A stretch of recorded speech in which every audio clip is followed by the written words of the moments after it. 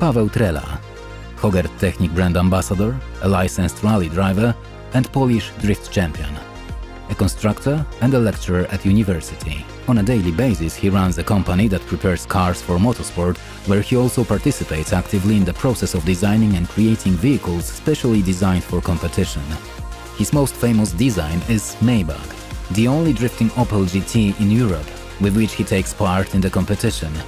Paweł Trela is also a consultant for Hoegert Technic brand in the field of designing and testing new products. Cooperating with the brand, he builds its credibility, and he also co-creates its image and supports communication.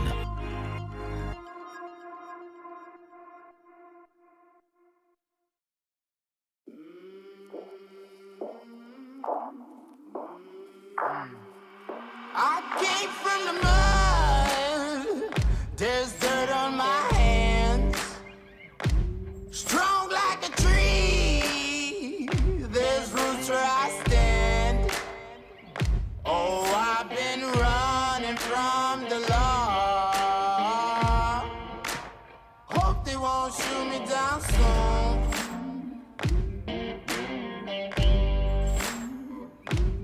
They sing on a sleepless night. Try to catch me howling at the moon.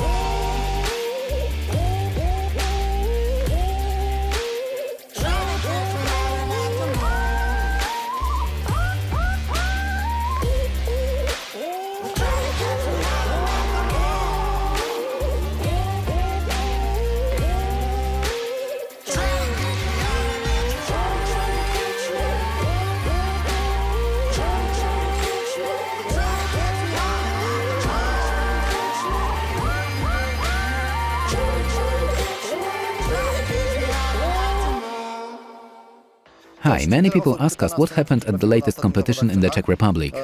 Well, you cannot always win. We had a bad luck, let's say, with the terrain. The cause of the problem, so the right rear wheel, was as if compressed on such a small bump where the suspension worked. The tire just fell off the rim, and the car went about a meter wider than I assumed, and I hit the barrier made of tires. So now, unfortunately, we have to patch the laminates a bit. Luckily, not much suspension damage was done at the rear. The car drove on the trailer by itself after changing only a steering rod at the front, so it is not bad. We have to fix the laminates. We will put second spare rear bumper. We will also have some spare tail lamps, a bit more at the front. We definitely have to check the intercooler, because probably one of the mounting has been damaged, because it is slightly bent. For sure, we will check the tightness later when assembling. Of course, we will put on second bumper, because this one is no longer useful. Its reinforcement, so-called beige bar, is also bent a bit here. Some headlamp mounting, we will simply do another one. It did its job, because most of the elements here at the back have been protected, so it all worked as it should. So we keep checking.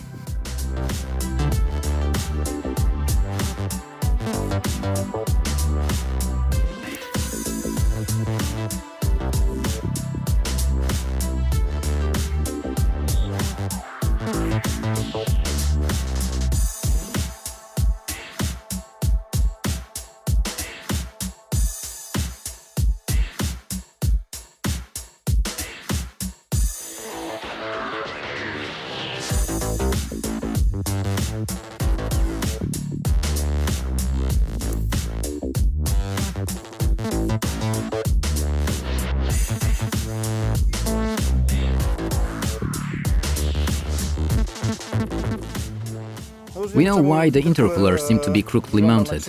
One of the rubber pillow was broken. The mountings are designed not to transfer vibrations from the body of the car, from the bodywork to the intercooler, so that it is not rigidly screwed, because it can crack. That is why it is on such pillows, and because of that, it can simply move away instead of breaking on some impact, or as it is pushed by something. So here we will change one or two, as the second one is surely past its best.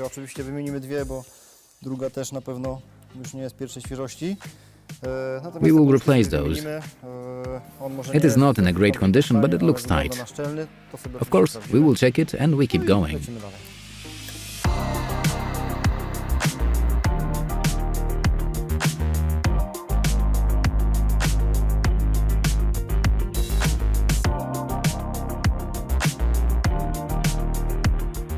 Regarding the front suspension, two elements have actually been damaged. One is a steering rod, which luckily just took out. When we hit the barrier made of tires, the wheels were turned to the left. So here, when hitting the rear part of the wheel, the steering rod simply fell out. Now we have the second one put only to drive on the trailer. Due to the fact that it undid, there is a good chance that the steering rack will be in pristine condition. Of course, we will check it later. The second thing is our lower arm and the lower ball joint mounting. Here you can see that it is broken. Everything is loose. Luckily, I have such a vertical securing screw so that this crossover is still fixed and all of this has not fallen off yet. Therefore, the shock absorber, brake line, caliper and so on have not been damaged. However, we have to remove the lower arm, clean it all and weld again.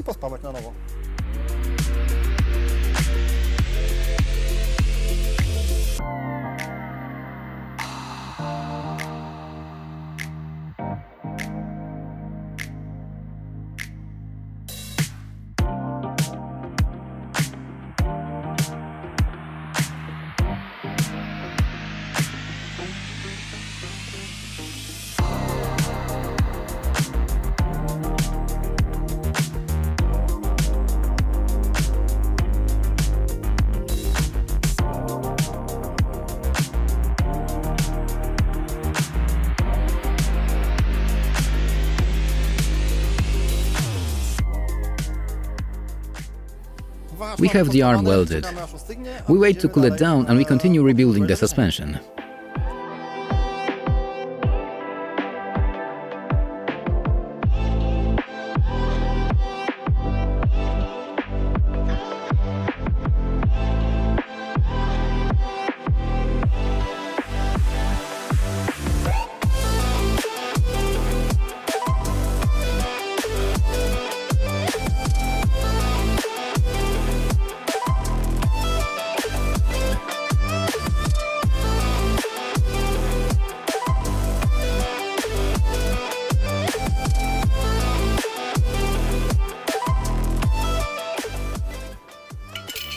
We have finished suspension. We still have to set the geometry, and in the meantime, we will focus on the intercooler. We will check it if it is really tight. I have two end caps prepared in order to plug both inlet pipes. We inflate the compressor hose, spray it with just normal glass cleaner, and we will see if any bubbles appear. So we pump and blow. Just a curiosity, it is safe here, because I have blow-off installed all the time, so it will release the pressure just in case. The blow-off will open, and that is what you can hear.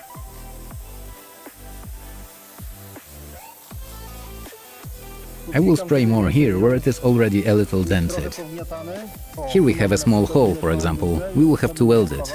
So such a point has already been found. We will weld it. All in all, okay.